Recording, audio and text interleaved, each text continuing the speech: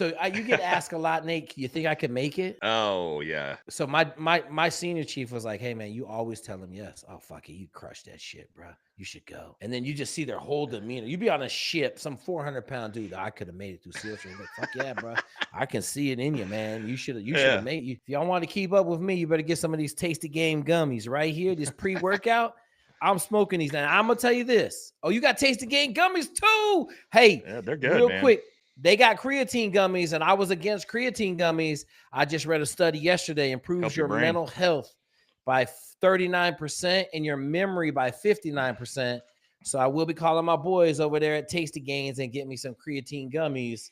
Pop a couple of those a day, man. This brain health stuff is serious to me. If you guys don't know, I got a brain health PDF. Just email me and ask it for it. My bottle, send it back. A bunch of kind of Chinese medicine stuff, but a whole bunch of greatness. Help your brain health. All you vets that are struggling with mental health problems, reach out, man. Because I'm going to tell you right now, it'll tighten it up real quick. In about 3 days, you'll be feeling a lot better. The magical myths of training. You got Yep. your training, I got my training, but the magical myths in training. Myths of training, or I mean, really, if you want to do myths of special forces in general, kind of interesting because I was working on a special forces fact versus fiction video for next week. And there's a lot of both. Um, what are some of the most common myths for SEAL training? If you want to go first, or I can jump in first. Your call. Doesn't matter. You can ask. You be the narrator on this one. All right. All So right, go ahead. one of the biggest myths, Nate, is this 5-minute breath hold. Okay. So anywhere from forever to 5 minutes. All right. Yeah. I probably had the largest lungs in my class, and I could hold my breath for 3 minutes and 45 seconds. Now that Oof. was static. That wasn't doing nothing in the pool. That Right. was just like static, sitting there, timing myself on my watch. I tell everybody I was out of my mind. I didn't know how dangerous this was, but I lived in Hampton for a little bit. And so I had to go across the Hampton Bay Bridge Tunnel in Virginia Beach. I could hold my breath from the first light pole all the way through the tunnel to the third light pole. I was trying to make it to the fourth light pole, but I would start getting a little dizzy. I was like, okay.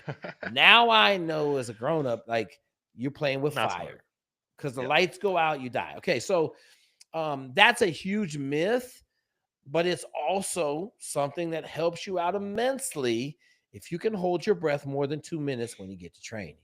Right. We have a technique. I'll throw this technique out there. We call it fake breathing. So you breathe a little bit and they think you exhaled and then you stop breathing, but you still have at least 3/4 of your lungs full of air. Well, they come down and mess with you. You still got a bunch of air in your lungs. So you can hold your breath a lot longer. Because I'm gonna tell you this, I don't care who you are. You let all the air out your lungs Oh underwater at yeah. 9 feet, you are not holding your breath more than about 15 seconds. Yep. So, but yeah, that's a huge one. This whole hold my breath for 6 minutes. Now, there's guys out there that can hold their breath for 6 minutes, okay? But I'm Yeah. telling you, it ain't no thing in the Navy SEALs to be able to hold your breath for more than like probably 2.5 minutes. Yeah, I think when I was doing train ups for pre-dive, the best I ever got, like sitting, and this was like sitting in a love seat. This wasn't even like underwater. Underwater mentally for whatever reason, it like automatically takes away a little bit of that. But I think I got like barely over 3 minutes as my best, just like sitting in a love seat, completely relaxed. So, and like that's if you can hold your breath for 3 minutes, you can do literally anything in military underwater training. Like that's plenty of time. Correct. But so Correct. I'll jump into one, and this was I don't know where this came from, and we're going to talk about SEER school. Um, so that's our prisoner of war school. For those of you who don't know, um, for whatever reason, there's the rumors going around that they break your fingers and they'll break your fingers at SEER school as part of the torture. Oh Super yeah. common, super common myth from like the civilians that hear about it, but also in the military too. We used to always hear that, like going through basic training, that they could potentially do that to you. um, no, that like for one, why are they going to break the bones of dudes that are spending millions of dollars training like for no reason? Doesn't make any sense. But two, that that training, like all training, as Jake knows, is so sort of like strict, organized. Everything you do is highly monitored. There's medics everywhere. They have like I mean, they'll beat the shit out of you, right? And like, there's that type of stuff, but everything's done in an incredibly safe way that I think probably, I don't know, maybe if it's in the SEAL teams too, but of that, like every SF dude that makes it through training is like this Greek Adonis, absolute athletic specimen. D1 above collegiate athlete to be able to finish that training. And guys, I will tell you, the amount of guys who I swear to God look like they work at Home Depot with dad bods that I've seen crush special forces training, assessment, and selection. I had one of my buddies, John. Not going to use his last name out of respect because I'm talking a little trash. Not trash, but went through the entire Q course with this dude. He he did not look in shape. Let's just say that. I mean, he smoked a pack of cigarettes a day. He would, before a 5 mile run, like huff down an entire fucking cigarette. He always looked hungover. He was always sweating. He always looked like shit. He drank like a fish. This dude was constantly drinking. Had a pretty substantial beer gut, right?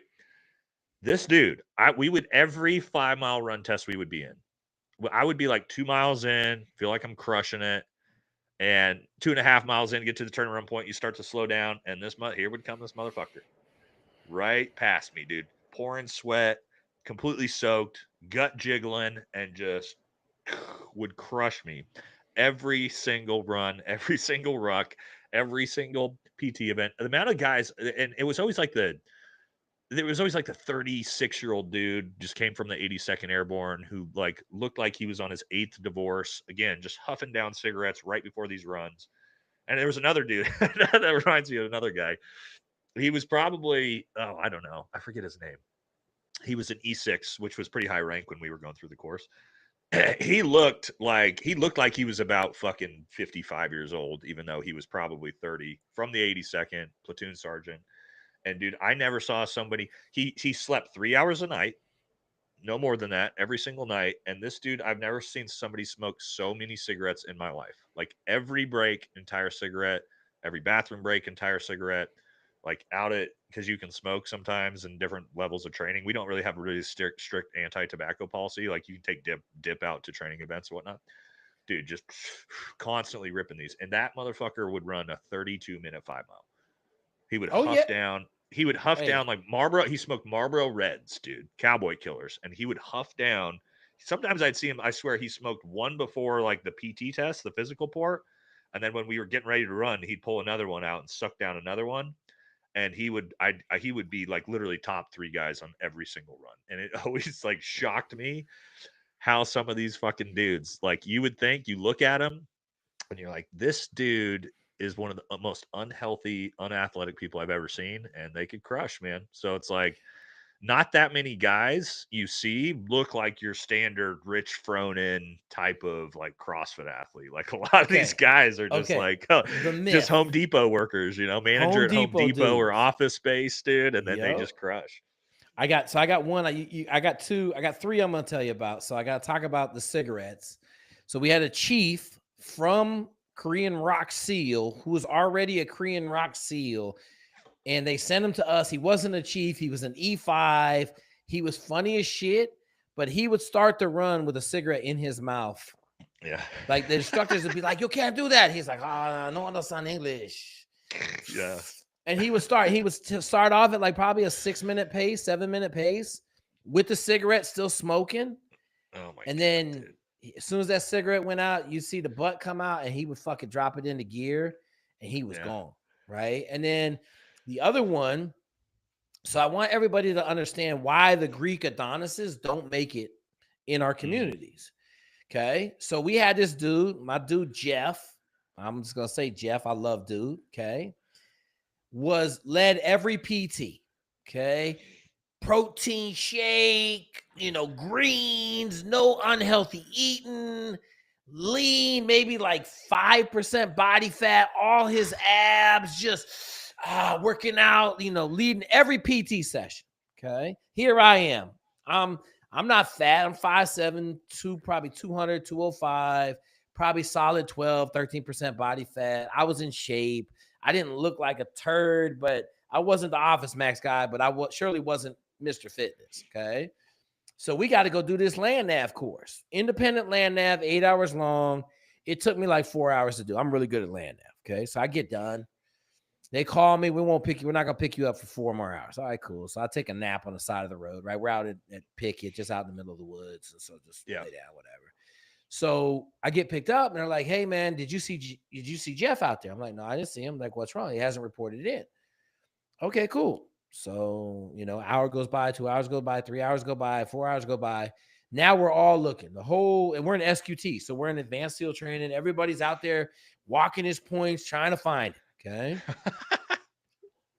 12 midnight, they're driving down a dirt road, and your boy is laying next to the dirt road in chronic cramps. Can't move. Oh no, yeah. Okay. Yep. Didn't have no body fat, bro. Didn't have no long-term Yep. slow burn energy. He was in chronic cramps. And here's the problem. The 3 chiefs that were out there, remember I told you how in SQT, senior guys that are coming back into the community will go to Right. SQT again. So these Yep. 3 chiefs were like, bro, you got to eat, man. You can't be that lean in this job. Like it's gonna hurt you. No. I'll be fine. And he could run. He was fast runner, good dude, man. He wasn't a little dude. And after that, man, my boy fattened right up. Because they were like, yeah, man. He had been rolling and like inchworming for 12 hours. Yeah. Yeah. I think I was usually probably one of the most lean guys in training and on a teams. And I don't think I was ever below probably 10% body fat. Yeah. As one of the most lean guys. And even then, a lot of the times I would try to put on body fat before like you go out to squad unit tactics, ranger school, SERE school. Like you're eating everything you can. As long as you stay, you're staying in good enough shape to pass your PT test. But like Jake said, and that's in combat too, man. Like going out on 14-hour operations in the 100-degree heat, like, and you're 6-7% body fat, like, homie, you're going down, dude. Like you are going down. That is not a thing. Yeah. I got one more. Let's hit you with this one. I'm going to ask you if you have this. Do you have Live the Lie? Have you ever heard that? Like, is that one of the things that runs around in the Green Beret? Live the Lie? Is that like fake it till you make it type of thing? Kind of. So like don't tell the public the truth. Always like so a lot of times you're gonna be like, hey man, I heard you guys ran 26 miles on Fridays. I be see like, what you shit. mean. SEAL Team 2 ran 52 miles one time. They got dropped off at North Carolina, had to run home. Yeah. That shit was the funniest shit in the world. But anyway, so this Live the Lie shit is real. You go to the bar, and I don't know, do you guys do this? Like you go to the bar, there's a whole cover for everybody. Like, hey, we're in town to clean the Washington Monument. One of our big ones was we're monument. We would always do that. We would be like a rugby team, or like something that made sense that could be plausible, especially in foreign countries. We would always do that. Our shit was always something stupid. Like, yeah, we're in town to clean, the Thomas Jefferson Memorial. What? Yeah, it's all made out of marble. We got to use this special chemicals. It's a pretty cool job. So it worked wonders with the women. They'd be like, oh my God, like, where have you been? I'm like, shit, I've been at every shit. We were cleaning Mount Rushmore the other day. What? Like, yeah, man, we were at Mount Rushmore for like 9 weeks. We were cleaning your boy, George Washington off. He had some bird shit on his nose. But so that was one of the myths that I would just be like, yo, what the fuck? Like, just be crazy shit. Like everybody, and God help you if you told somebody the truth, man. So the other one was, you get asked a lot, Nate, you think I could make it? Oh yeah. So my senior chief was like, hey man, you always tell them yes. Oh fuck it, you crushed that shit, bro. You should go. And then you just see their whole demeanor. You'd be on a ship, some 400-pound dude. I could have made it through SEAL training. Like, fuck yeah, bro. I can see it in you, man. You should have made you. And it'd be funny because then you got a buddy for life, man. You need something on the ship. Hey, what do you need, sir? Oh man, can I get one of those? Oh yeah, I'll be right back with it. So just those myths, awesome, those big myths, like live the lie is maybe the biggest mantra in the SEAL teams. Live the lie. Yeah, I mean, I don't know if we have a few. I mean, there's like the one that's one of the more common one is like first rule of special forces, always look cool. That's like a big one.